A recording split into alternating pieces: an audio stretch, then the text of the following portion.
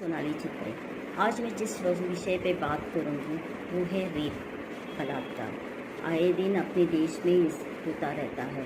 इतना कानून सख्त होके भी काफ़ी सारी महिलाएं हैं जो रेप विक्टिम है, बलात्कार पीड़ित है।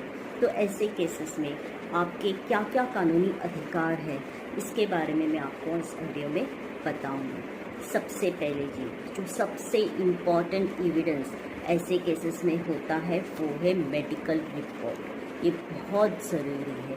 इसके लिए अगर कोई ऐसा घिनौना हादसा होता है तो सबसे पहले आप नज़दीकी अस्पताल, कोई भी हो, प्राइवेट गवर्नमेंट, उससे कोई फ़र्क नहीं पड़ता, आप जाके वहाँ पे ट्रीटमेंट लो। रेप पीड़ित या रेप विक्टिम को फ्री में ट्रीटमेंट देने का कानून है अपने देश में। अगर कोई भी अस्पताल उसे मना कर रहा है तो उसे सज़ा हो सकती है। आप जाके, कोई भी कितना भी बड़ा हो वो अस्पताल, आपको जाके वहाँ पे ट्रीटमेंट मिल जाएगा। सेक्शन 166 भी कहता है कि कोई भी अस्पताल अगर रेप विक्टिम को, बलात्कार पीड़िता को इलाज देने से, ट्रीटमेंट देने से मना कर दे तो उसके अगेंस्ट में एक्शन लिया जा सकता है। उसको जेल हो सकती है, उसको जुर्माना भी भरना पड़ेगा। इसके लिए आपको डरने की कोई ज़रूरत नहीं। किसी भी अस्पताल में आप जाएंगे तो भी आपका मुफ्त में इलाज करना ही पड़ेगा। उनको कोई ऐसा एक्सक्यूज़ नहीं दे सकते, ये अपने कानून में लिखा हुआ है। और एक चीज़, ट्रीटमेंट के बाद में, इलाज के बाद में जो विक्टिम है, जो पीड़िता है, वो डॉक्टर से अपना रिपोर्ट मांग सकती है। ये उसका कानूनी अधिकार है। और एक चीज़, जब आप ट्रीटमेंट के लिए जा रहे हो तो इतना याद रखें कि 2 फिंगर टेस्ट ट्रीटमेंट बैन है। अगर कोई डॉक्टर आपको इंसिस्ट करे 2 फिंगर टेस्ट के लिए तो वो सुप्रीम कोर्ट ने बैन किया हुआ है। इसके लिए आप उसके लिए मना कर सकते हो। दूसरा जो हक दिया हुआ है रेप विक्टिम को, बलात्कार पीड़िता का, वो है ज़ीरो एफआईआर का। ज़ीरो एफआईआर यानी ऐसा ज़रूरी नहीं है कि आप जहाँ पे रह रहे हो उसी पुलिस स्टेशन में, या जहाँ पे जो हादसा हुआ है वहीं के पुलिस स्टेशन में या उन्हीं के क्षेत्र में आपको कंप्लेन लिखवानी ज़रूरी है। ऐसा नहीं है। आप कोई भी पुलिस स्टेशन में जाके, आपको जहाँ सुरक्षित महसूस हो वहाँ पे जाके आप एफआईआर रजिस्टर कर सकते हो। उसे कहते हैं ज़ीरो एफआईआर। एक बार एफआईआर रजिस्टर होने के बाद में आप जहाँ पे रहते हो वो आपका जो जुरिडिक्शन है, जो पुलिस स्टेशन है, वहाँ पे जो कंप्लेन है वो ट्रांसफ़र की जाएगी और उसके बाद में उसके ऊपर एक्शन लिया जाएगा। ये आप अच्छी तरह से सोच लो, ताकि कोई जो रेप विक्टिम रहती है, जो बलात्कार पीड़ित रहती है, उसको ऐसा डर लगता है कि मैं ये पुलिस स्टेशन में जाऊंगी, शायद मेरी कंप्लेन नहीं लिखी जाएगी, या वो पुलिस स्टेशन में जाऊंगी, ये यहाँ पे मेरे सब पहचान वाले हैं तो मैं वहाँ पे कंप्लेन नहीं कर सकती हूँ।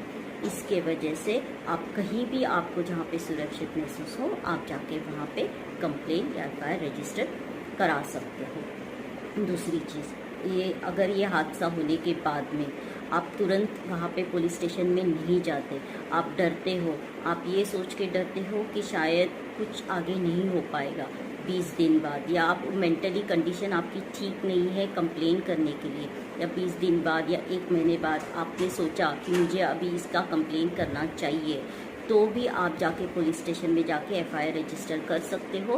पुलिस आपको मना नहीं कर सकती कि हम लोग ये कंप्लेन नहीं लेंगे।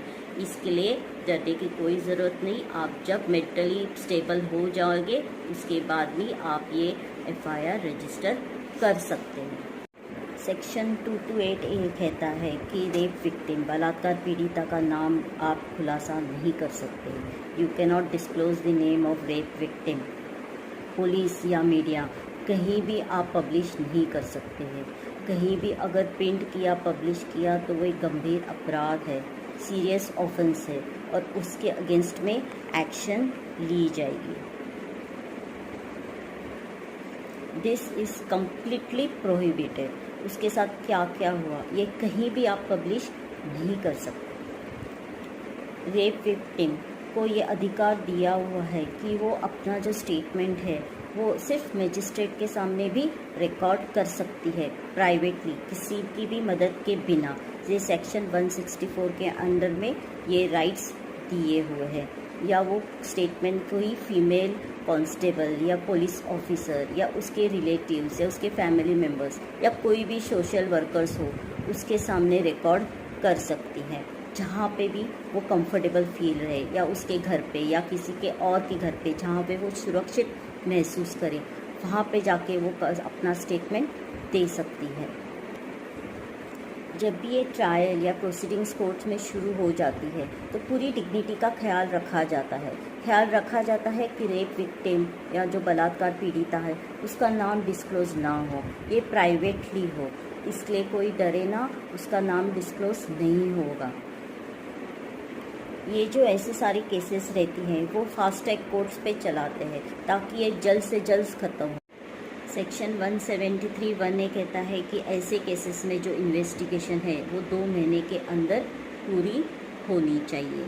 जब ट्रायल शुरू हो जाता है तो जो विक्टिम है उसको तो पुलिस प्रोटेक्शन दी जाती है, क्योंकि उसको अगर धमकी भरे कॉल्स आ रहा है, कोई डरा रहा है, तो उसके लिए पुलिस प्रोटेक्शन की प्रोविज़न दी गई है। ना कि सिर्फ विक्टिम को, लेकिन जो विटनेसेस रहते हैं उनको भी प्रोटेक्शन दिया जाता है। विटनेसेस प्रोटेक्शन स्कीम के अंडर में एक केस आया था, Mahendra Chawla versus union of India. इसके अंडर में ये जो विटनेसेस के लिए प्रोटेक्शन है उसके बारे में बताया हुआ है कि अगर विटनेसेस को कोई ट्रीट कॉल्स कर रहा है, डरा रहा है, धमका रहा है, तो उनको भी पुलिस प्रोटेक्शन मिलनी चाहिए।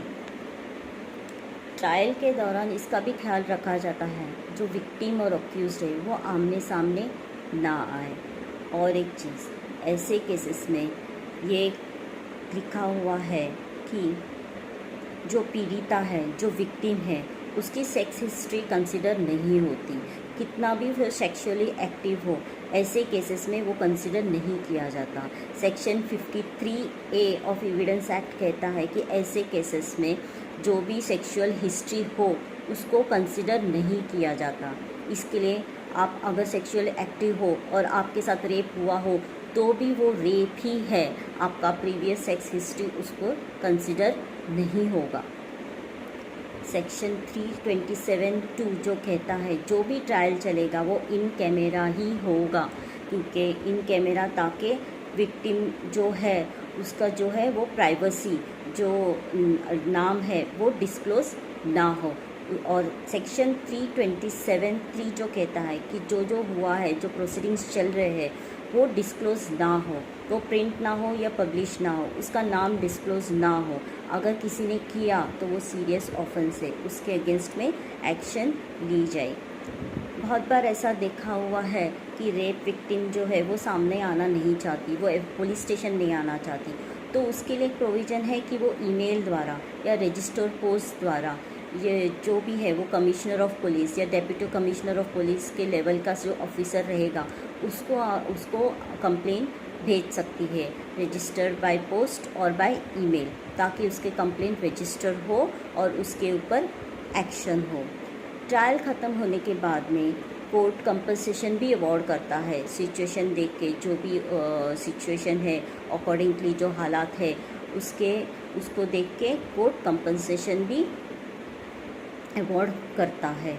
आगे लीगल एड सर्विसेज करके एक ऑर्गेनाइजेशन है, वो भी रेप पीड़ित और बलात्कार पीड़िता को कंपनसेशन देती है। उनके अपने अपने फैक्टर्स है जो कंसिडर करते हैं और उसके बाद में वो कंपनसेशन फॉर्म 1 है जो फिलअप करने का, उसके बाद में वो देती है।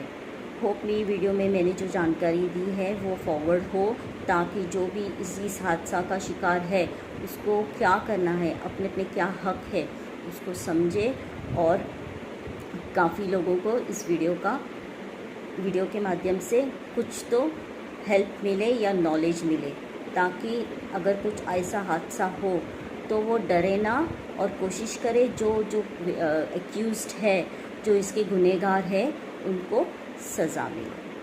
Thank you.